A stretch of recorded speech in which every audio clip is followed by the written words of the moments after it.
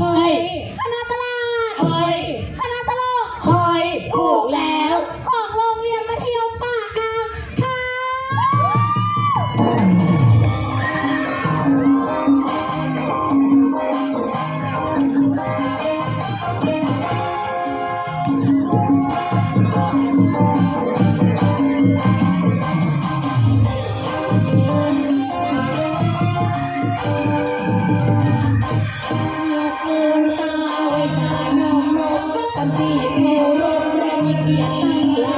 วันนี้ข้าเจ้าจะบอกให้ฟังนักเล่นตั้งใจมาหมดแล้วเล่าในฐานะที่คนมาเป็นดาราจะรู้ไปเรื่อยวันจังเงินเจ้าเป็นที่น้อยใจในชีวิตตัวเราจะมีใครในเรามาเล่าใจนะ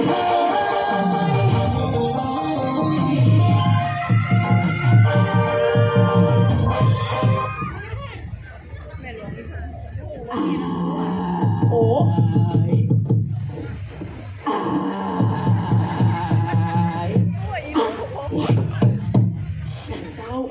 แกงหอยมีไหน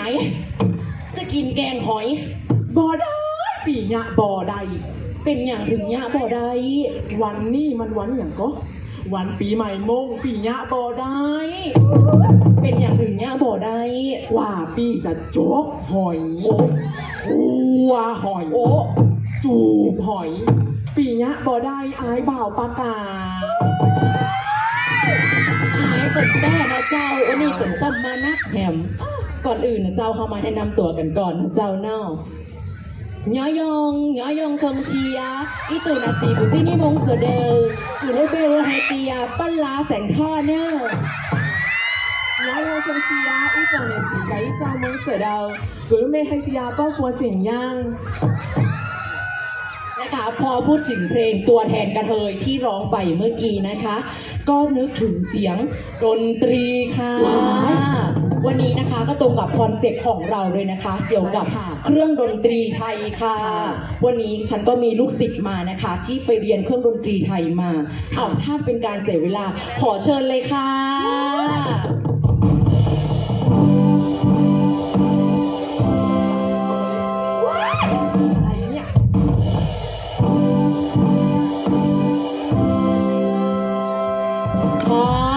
มานี่มานี่ค่ะอะไรเนี่ยมาพร้อมกันหรือยังคะเนี่ยโอ้พอแล้วนะคะก่อนอื่นเราก็จะมาแนะนำตัวกันก่อนเลยค่ะคนแรกชื่ออะไรคะชื่อมาลีค่ะสีผิวนี่เหมือนดอกมะลิเลยนะเนี่ยใช่ค่ะคนต่อไปชื่อลาค่ะทำไมถึงชื่อลาคะเอานี่ชื่อมาลีคนนี้ชื่อลาก็เรียกกันเป็นมาริลาค่ะโอเคค่ะคนต่อไปเลยค่ะถ้าคนนู้นชื่อมาลีส่วนคนนี้ชื่อลาฉันก็คง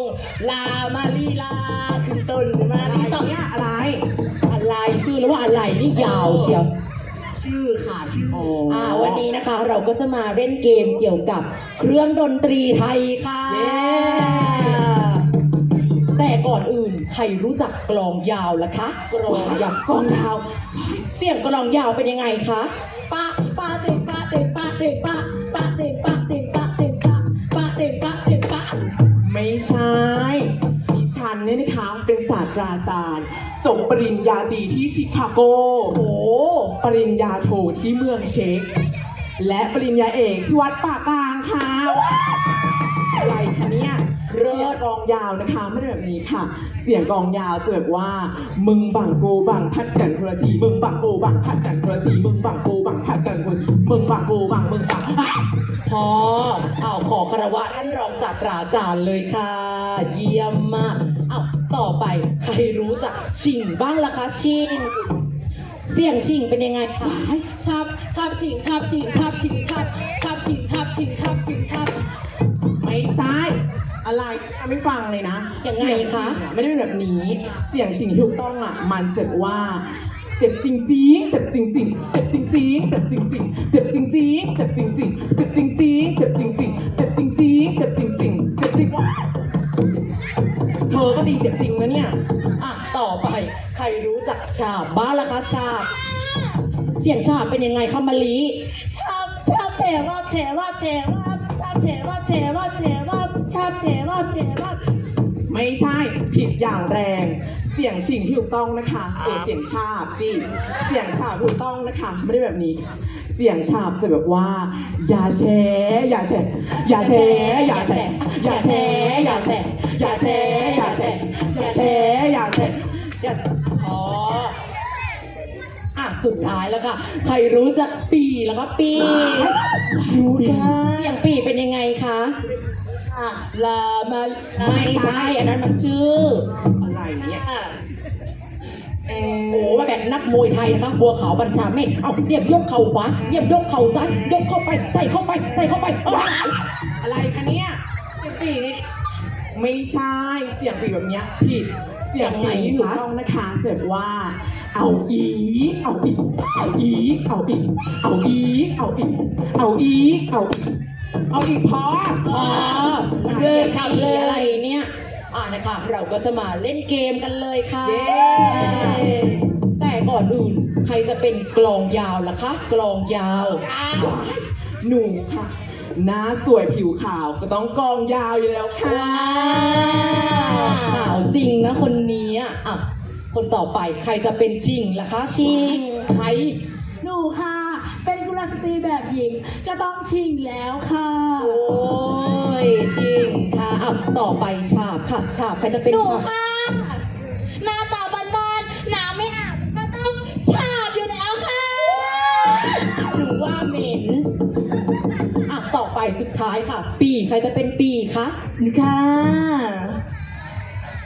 อะไรวะ ตัวเล็กเซ็กซี่ต้องปีอยู่แล้วค่ะ ปีจ้า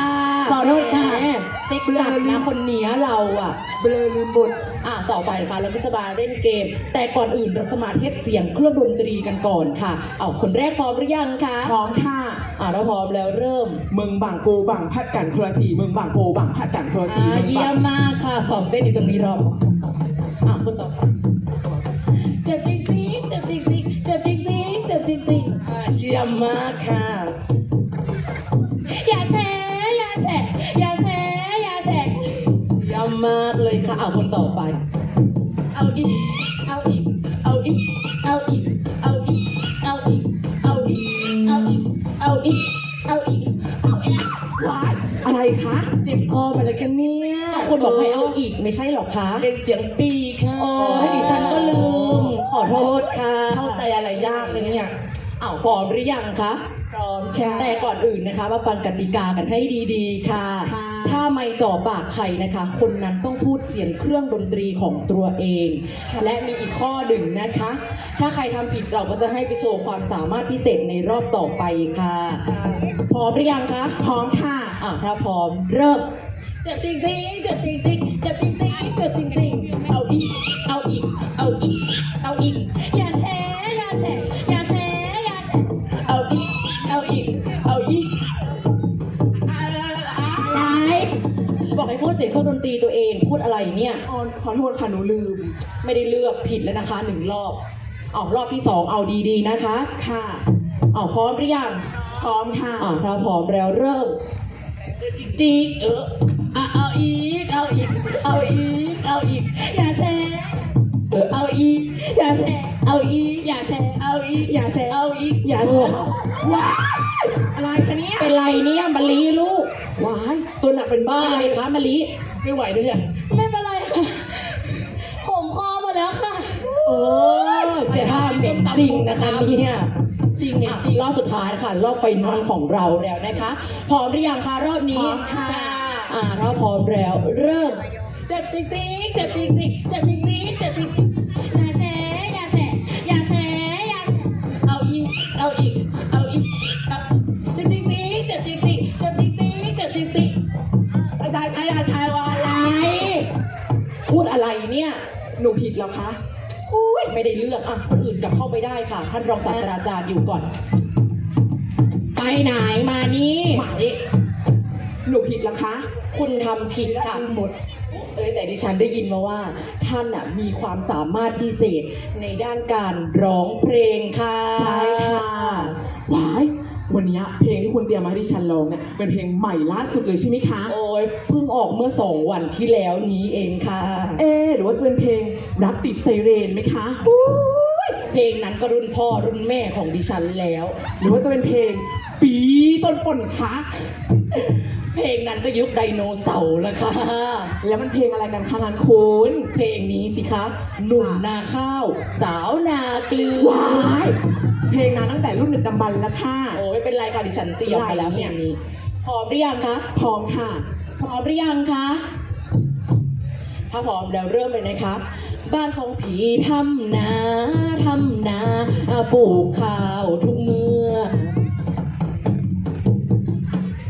บ้านของผีทำนาปลูกข้าวทุกเมื่อ บ้านของผีทำนาปลูกข้าวทุกเมื่อ อะไรเนี่ยทำไมไม่ร้องคะ ดิฉันได้ร้องเหรอคะเนี่ย ร้องสิคะคุณ โอ้ก็คุณไม่สอนนี่คะ เดี๋ยวสอนได้ดิฉันอะเป็นผู้ชาย แล้วคนสวยอะเป็นผู้หญิง ว้ายดิฉันได้เป็นผู้หญิงเหรอคะเนี่ย ใช่ โอ้ ดิฉันเป็นผู้ชายก็จะร้องว่า บ้านของพี่ทำนาปลูกข้าวทุกเมื่อ แล้วคนสวยอะเป็นผู้หญิงก็ตอบกลับไปว่า น้องก็ทำนาเกลือขายเกลือนั่นซื้อข้าวกินโอเคไหม โอเคไหมคะ โอเคแล้วเริ่ม บ้านของผีทำนาปลูกข้าวทุกมือ น้องก็ทำ เยี่ยมมากเลย ขายเก่งนั้นซื้อข้าวกิน บ้านของพี่อยู่ที่กาฬสินธุ์ น้องก็ทำนาเกลือขายเกลือนั้นซื้อข้าวกิน อย่าไปอยู่จังที่สมุทรสา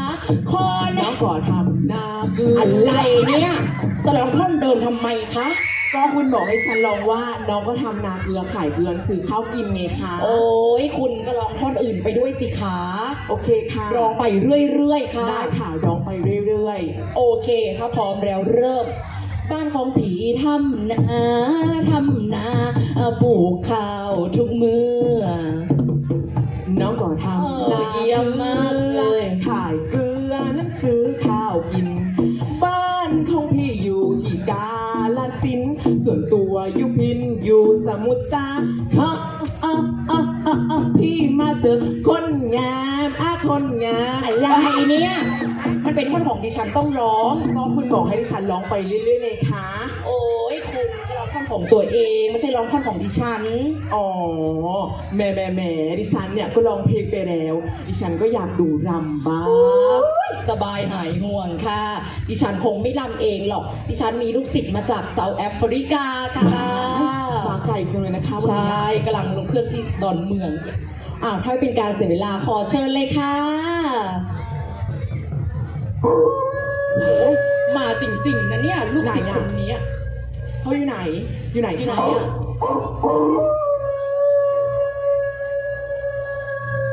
อ่ะ อะไรเนี่ย อะไรเนี่ย ไม่ตุเธออะอะไร มั้งคะ ผีเหรอ ผีอะไรเนี่ย พี่มีกับ อ๋อ เรียกเจ๊ผี พร้อมหรือยัง อ๋อค่ะ มาเดี๋ยวท่านศาสตราจารย์เนี่ยจะสอนรำคนรับใช้ของดิฉันเข้าใจไหมถือกระเป๋าก่อนรำด้วย มาตอนแรกท่าแรกเนี่ยถ้าจะรำให้สวยเราต้องตั้งวงก่อนตั้งวงเป็นไหม ใช่ไหมคะ ใช่แต่ถ้าอยากให้สวยอีกนะคะต้องเอาก้นไปด้วยใช่แล้วว้าทำด้วยค่ะ อ๋อฉันต้องทำด้วยเหรอคะ ทำค่ะ มา ทำก็ท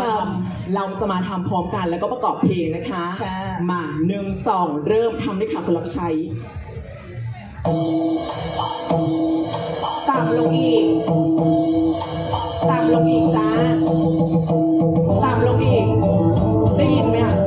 ได้ยินไหมเนี่ยบอกให้ต่ำลงอะไรเนี่ยลงเรื่อย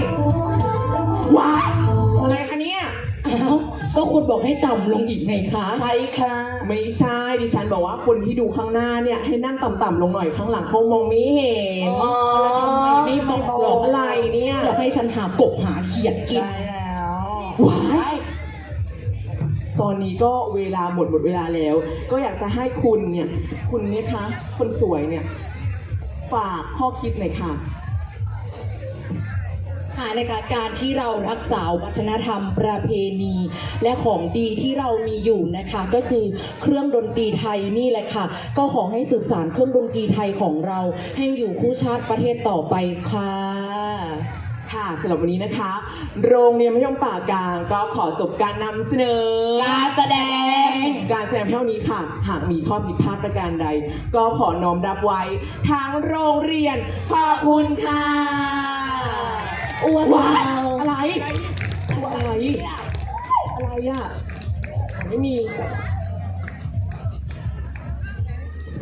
ลืมกระเป๋าลาก